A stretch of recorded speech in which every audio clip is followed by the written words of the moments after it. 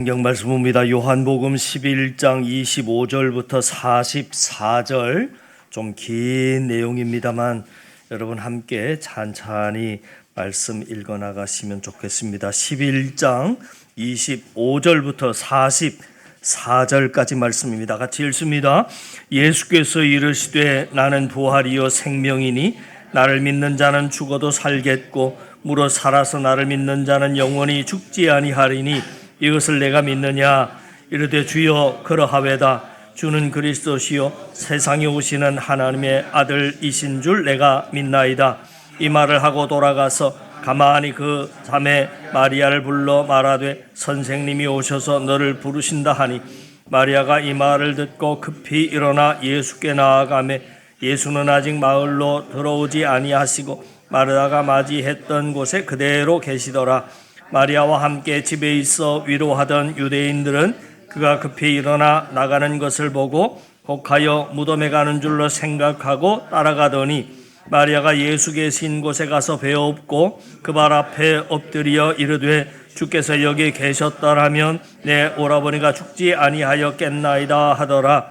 예수께서 그가 우는 것과 또 함께 온 유대인이 우는 것을 보시고 심령의 비통히 여기시고 불쌍히 여기사 이르시되 그를 어디 두었느냐? 이르되 주여 와서 보옵소서 하니 예수께서 눈물을 흘리시더라. 이에 유대인들이 말하되 보라 그를 얼마나 사랑하셨는가 하며 그중 어떤 이는 말하되 맹인이 눈을 뜨게 한 이 사람이 그 사람은 죽지 않게 할 수 없었더냐 하더라. 이에 예수께서 다시 속으로 비탕히 여기시며 무덤에 가시니 무덤의 굴로 돌로 막았거늘 예수께서 이르시되 돌을 옮겨 놓으라 하시니 그 죽은 자의 누이 마르다가 이르되 주여 죽은 자가 나흘이 되었으며 벌써 냄새가 나나이다. 내 말이 내가 믿으면 하나님의 영광을 보리라 하지 아니하였느냐 하시니 돌을 옮겨 놓으니 예수께서 눈을 들어 우러러보시고 이르시되 아버지여 내 말을 들으신 것을 감사하나이다. 항상 내 말을 들으시는 줄을 내가 알았사오. 그러나 이 말씀하옵는 것은 둘러선 무리를 위함이니 곧 아버지께서 나를 보내신 것을 그들로 믿게 하려 함이니이다. 이 말씀을 하시고 큰 소리로 나사로야 나오라 부르시니 죽은 자가 수족을 배로 동인 채로 나오는데 그 얼굴은 수건에 쌓였더라. 예수께서 이르시되 풀어 놓아 다니게 하라 하시니라. 아멘. 우리 앞뒤 옆 사람 살피시면서 반가운 인사 한번 나누십니다. 반갑습니다. 반갑습니다. 자, 오늘 말씀은 사실은 제가 저에게 하는 설교이지만 여러분과 함께 말씀 듣기를 원합니다. 여러분은 요즘 어떻게 사십니까? 지나가는 사람에게 물었습니다. 대답이 나왔습니다. 3등 그럭저럭 삽니다. 2등 마지못해 삽니다. 1등 죽지 못해 삽니다. 하는 대답입니다. 그러면 지나가는 사람이 아니라 한 사랑의 여러분들은 요즘 어떻게 사십니까? 라는 질문을 받는다면 불행 중에 여러분은 어떤 일이 가장 먼저 떠오르십니까? 아마 모르긴 몰라도 어려운 일이 먼저 생각나실 것입니다. 이것이 평범한 우리의 삶이라고 생각합니다. 살다 보면 힘들고 어려운 일을 당할 때가 있습니다. 앞이 캄캄해지고 사방으로 우겨쌈을 당하는 것과 같은 일을 당하는 때가 있습니다.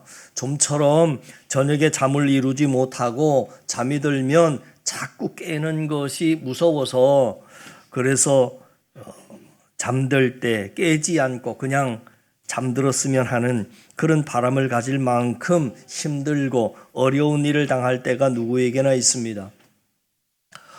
우리가 보기에는 참 행복해 보이는 사람에게도 지금 큰 성공을 해서 다른 소원이 없을 것만 같은 그런 사람에게도 알고 보면 모두가 다 그러한 어려움을 겪으면서 오늘에 이르렀다 하는 사실을 알 수 있습니다.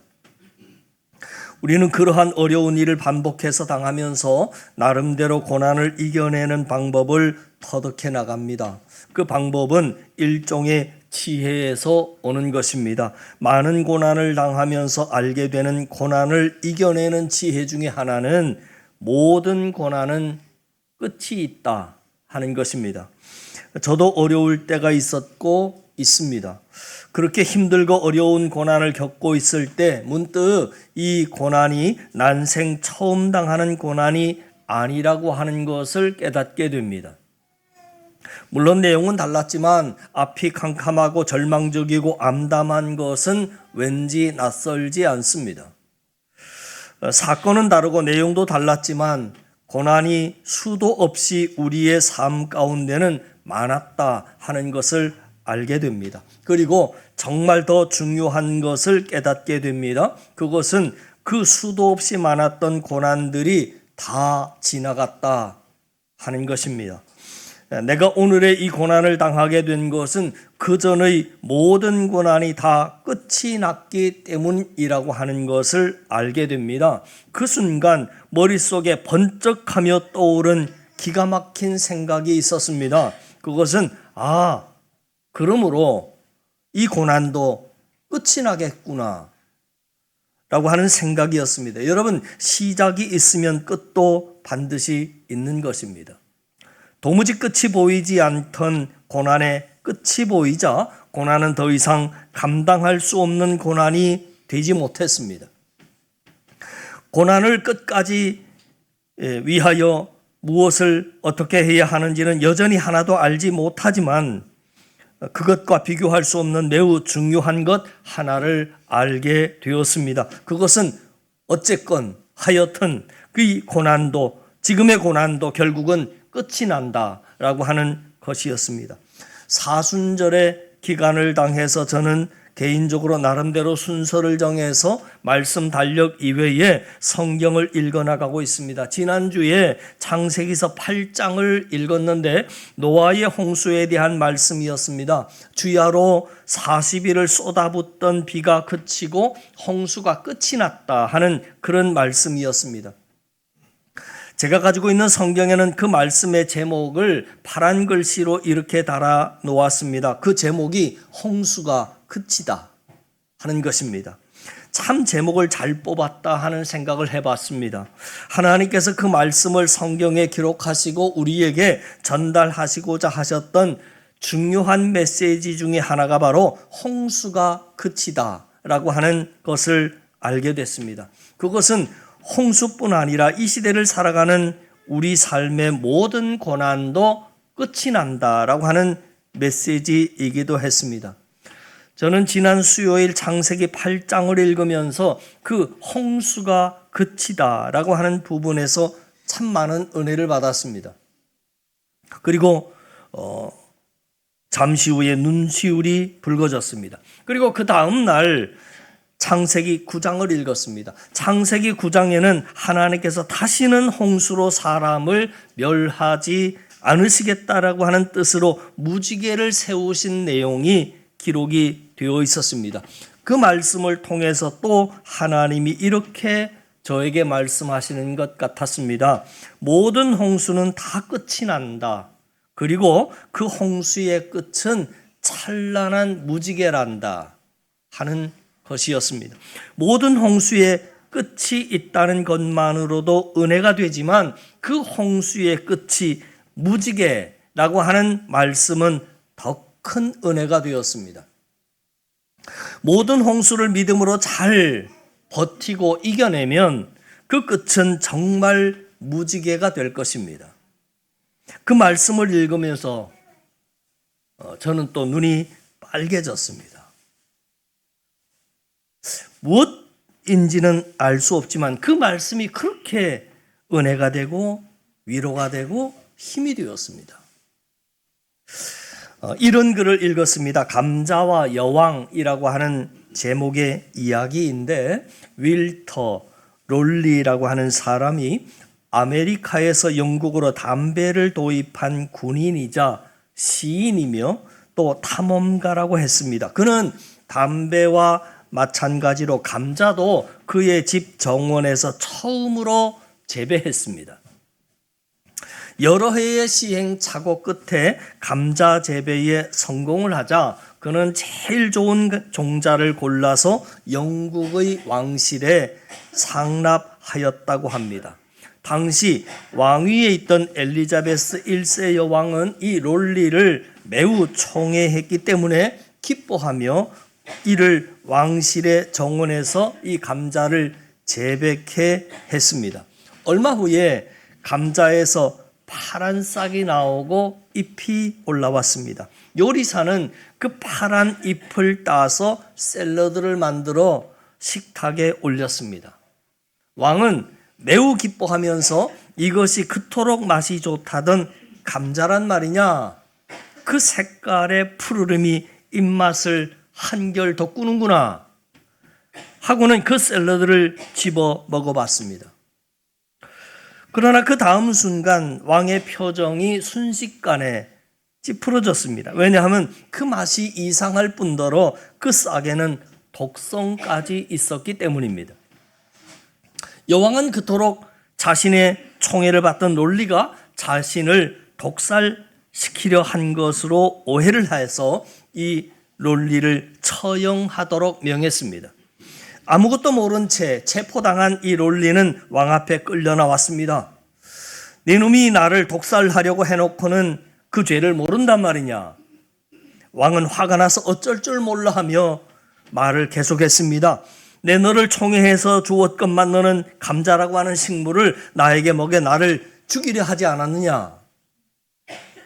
잠시 후에 감자라고 가져온 그 싹을 보고 모든 상황을 파악하게 된 롤리는 여왕님, 이것은 감자가 아니라 싹입니다. 감자는 잎을 드시는 것이 아니라 뿌리에 둥글둥글한 것을 드시는 것입니다. 라고 설명을 함으로써 겨우 위기를 모면할 수 있었다 하는 그런 이야기입니다. 사순절이 깊어가는 이때 예수 그리스도의 고난과 죽음만을 두고 그 알맹이인 부활의 새 아침을 보지 못하고 엉뚱한 입만 먹고서는 롤리를 죽이겠다고 날뛴 엘리사베스 여왕처럼 우리의 모습이 마치 끝없는 고난으로 말미암아 절망하여 있지는 않습니까? 고난이 있지만 고난에는 반드시 끝이 있고 그 끝인 찬란한 무지개를 보지 못한 채 풍성한 열매, 감자를 발견하지 못한 채 오늘의 고난말을 슬퍼하고 있지는 않습니까? 성경에는 나사로라고 하는 자가 둘이 나옵니다. 누가복음 17장의 예수님의 비유에 나오는 부자와 거지 나사로, 그리고 오늘 본문의 나사로입니다.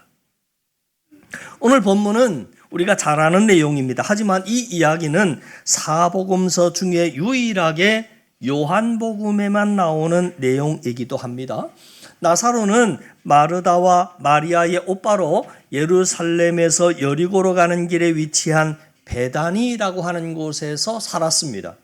나사로는 예수님으로부터 친구라 불릴 정도로 사랑을 받고 있었고 예수님은 갈릴리로부터 예루살렘에 오시면 언제나 이곳 베다니 나사로의 집을 들르셨다고 합니다. 예수님께서 죽은 나사로를 살리신 이 사건은 예수님이 죽음의 권세를 이기시는 부활과 영생을 주시는 참 생명이 되심을 증거하는 표적이었고 이 사건은 예수님 생애의 커다란 전환점이 되었습니다. 이제껏 예수님의 복음 사역을 방해하며 공격해왔던 대제사장을 비롯한 유대의 산헤드린을 통해서 공식적으로 그리고 적극적으로 예수님을 죽이기로 모의하고 결정하는 결정적인 계기가 되었기 때문입니다. 기독교 신앙에 있어서 가장 강력한 메시지 중에 하나는 부활입니다. 죽은 자가 살아난다는 것처럼 강력한 메시지가 더 이상 어디 있겠습니까? 예수님은 이 땅의 모든 죽음을 살리시기 위해서 오셨습니다. 인간의 모든 실패와 좌절을 성공과 희망으로 바꾸어 주시기 위해서 이 땅에 인간의 몸을 입고 오셨습니다. 어두움에 사로잡힌 우리의 세상과 인생과 또 미래를 밝은 빛으로 밝혀주시기 위해서 오셨습니다. 오실 뿐만이 아니라 십자가에 달려 돌아가시기까지 하였습니다. 예수님이 이 땅에 오시고 또 십자가를 지신 모든 것의 궁극적인 목적이 있는데 그것은 생명입니다. 구원입니다. 살리시기 위함입니다. 죽음을 끝내시기 위함입니다. 천지를 창조하신 전능하신 하나님의 이러한 굳은 의지를 그 누구도 막을 수 없습니다. 구원은 하나님의 뜻입니다. 그 하나님의 뜻은 그 누구도 꺾을 수 없습니다. 전능자가 우리의 구원을 계획하시고 뜻을 세우셨다는 것, 그 이상의 더 큰 복음은 없는 것입니다. 예수는 구원을 의미합니다. 예수는 희망을 의미합니다. 예수는 행복을 의미합니다. 그러므로 예수 안에서 모든 홍수는 그치게 되는 것입니다. 그러므로 예수 안에서 모든 홍수의 끝은 무지개가 될 수밖에 없다 하는 것입니다. 앞에서 말씀드린 것처럼 죄로 말미암아 타락한 세상이기 때문에 고난이 있습니다. 십자가가 있습니다.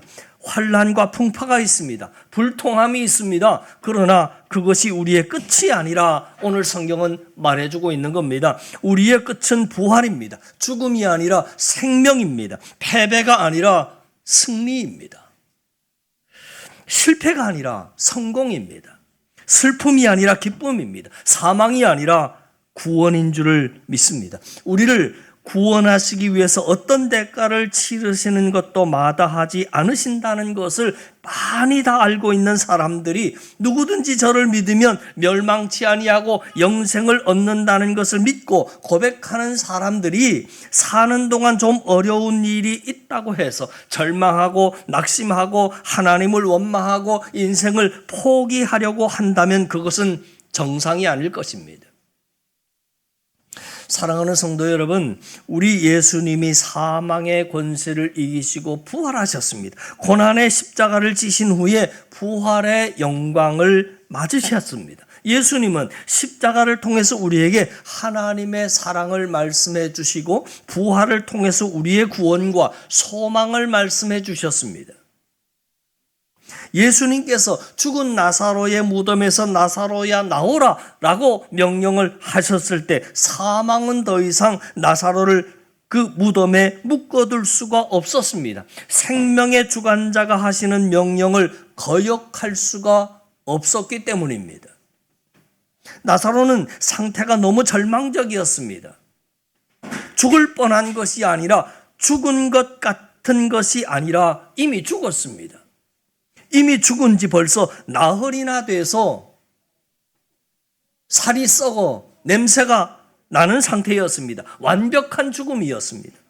그리고 완벽한 절망이었습니다. 그런데 예수님은 그 나사로를 불러서 생명을 주셨습니다. 소망을 주셨습니다. 그 말씀을 성경에 기록해서 우리에게 읽게 하시는 것에는 분명한 하나님의 의도가 있습니다. 그것은 우리의 삶의 상태가 혹시 오늘 나사로와 같다고 해도 낙심하지 말라는 것입니다. 절망하지 말라는 것입니다. 포기하지 말라는 것입니다. 예수님은 나사로만 부르시는 분이 아니시라 오늘 이 시대를 살아가는 나사로와 같은 절망 가운데, 낙심 가운데 있는 우리를 부르시는 하나님이시라고 하는 것입니다. 오늘 이 시대를 살아가는 오늘날의 모든 나사로를 다 부르시고 생명을 주시기 원하시는 예수님을 증거하고 있는 것입니다. 오늘은 사순절 세 번째 주일을 우리가 지나고 있습니다. 현재 사방으로 우겨쌈을 당하고 계시는 분들은 아니 계십니까? 환난과 고난 중에 계시는 분들은 아니 계십니까? 이제 얼마 지나지 않으면 고난주의를 우리는 맞이하게 될 것입니다. 고난당하신 주님을 통해서 여러분의 부활을 바라보실 수 있기를 바랍니다. 고난의 끝을 바라보실 수 있기를 바랍니다.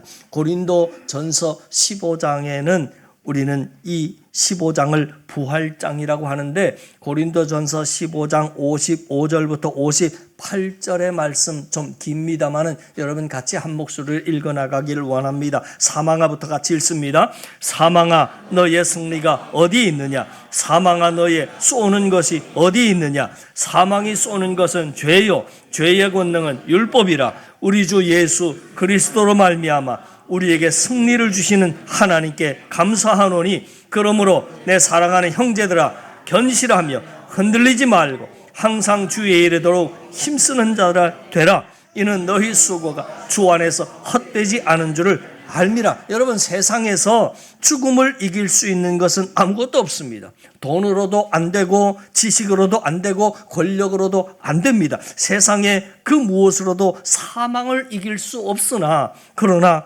믿음으로는 된다라고 오늘 성경은 힘주어 우리에게 가르쳐주고 있는 것입니다. 우리에게 비록 은과 금은 없을 수 있지만 우리에게는 죽은 나사로를 살리시는 예수님이 계십니다. 그분은 나사로의 하나님이실 뿐만이 아니라 오늘 이 시대를 살아가는 저와 여러분의 하나님 되십니다. 하나님이 오늘 우리의 무덤 앞에서 우리를 부르십니다. 사순절을 당해서 사순절 세 번째 주일을 지나는 저와 여러분을 향하여 부르십니다. 그 하나님의 음성을 들으실 수 있기를 바랍니다. 모든 실패와 좌절, 모든 슬픔과 아픔, 모든 절망에 사로잡혀 죽어가고 있는 우리 모두를 부르십니다. 죽음과 어두움의 권세에 눌려있는 모든 나사로는 다 나오라 하고 부르시는 것입니다. 사랑하는 성도 여러분, 삶이 곤고하고 무의미하고 무겁지 않으십니까? 힘들고 답답하고 고통스럽지 않으십니까? 그 어느 누구도 도와줄 수 없고 해결해 줄 수 없는 문제 때문에 어려움을 당하지 않으십니까? 하나님을 찾으세요. 하나님께 아뢰세요. 하나님을 붙드세요. 그것으로 우리 삶의 문제는 해결될 줄을 믿습니다. 자식의 문제는 부모가 해결해 줍니다. 부모의 능력 범위 안에만 있으면 모든 자녀의 문제는 부모가 해결해 줄 수 있습니다. 능력의 범위를 넘어서는 문제는 부모도 어떻게 해줄 수 없지만 능력의 범위 안에만 있으면 모든 자녀의 문제는 부모가 해결합니다. 부모만이 해결할 수 있습니다. 하나님의 자녀된 우리의 문제는 우리의 아버지 되신 하나님만이 해결하십니다. 하나님은 우리의 아버지이시고 하나님은 능력의 범위가 없으신 분이십니다. 그러므로 아버지이신 하나님께 우리의 문제를 고하면 그것으로 우리의 모든 문제는 해결될 줄로 믿습니다. 우리의 구원은 하나님의 생각과 계획이시며 뜻입니다. 그 하나님의 뜻은 그 누구도 꺾을 수 없습니다. 그러므로 우리의 구원은 결정된 것입니다. 그러한 구원에 대한 확고한 믿음과 신앙을 가지고 있던 사도 바울이 로마서 8장 18절에서 그는 이렇게 고백합니다. 생각컨대 현재의 고난은 장차 우리에게 나타날 영광과 족히 비교할 수 없다 고백했습니다. 요한계시록 2장 10절에도 이런 말씀이 있습니다. 너는 장차 받을 고난을 두려워하지 말라. 볼지어다 마귀가 장차 너희 가운데 몇 사람을 옥에 던져 시험을 받게 하리니 너희가 10일 동안 환난을 받으리라. 내가 죽도록 충성하라. 그리하면 내가 생명의 면류관을 내게 주리라 말씀하십니다. 한사랑의 성도 여러분, 오늘 이 시대를 살아가는 모든 나사로를 향하여 오늘 성경은 죽음과 절망과 좌절과 실패의 자리에서 나오라고 부르시는 예수님 때문에 잠시 세상에서 당하는 고난에 절망하지 말고 포기하지 않고 흔들리지 않음으로 말미암아 주의 나라와 그의 의를 더욱더 흥왕히 세워나갈 수 있는 저와 여러분, 우리 한사랑 모든 성도들 다 되실 수 있기를 주님의 이름으로 간절히 축원합니다. 기도드립니다. 예수는 구원을 의미합니다. 예수는 희망을 의미합니다. 예수는 행복을 의미합니다. 그러기에 예수님께서 죽은 나사로의 무덤에서 나사로야 나오라 명령하셨을 때 사망은 더 이상 나사로를 무덤에 묶어둘 수가 없었습니다. 생명의 주관자가 하시는 명령을 거역할 수가 없었기 때문입니다. 그 하나님이 오늘도 살아계셔서 오늘 이 시대를 살아가는 나사로와 같이 실패와 좌절과 슬픔과 아픔과 절망에 사로잡혀 죽어 살아가고 있는 우리 모두를 부르십니다. 삶이 권고하고 무겁고 힘들고 답답하며 고통스러울 때마다 주님을 찾고 주님께 아뢰며 주님을 붙드는 우리 한사랑교회 성도들 모두가 되게 하옵소서. 주님만이 모든 삶의 문제를 해결해 주실 줄을 믿사오니 주님의 구원을 바라보며 영원한 면류관을 바라보며 오늘의 고난을 이겨 살아가는 우리 모두가 되게 하옵소서. 예수님의 이름으로 기도하옵나이다. 아멘.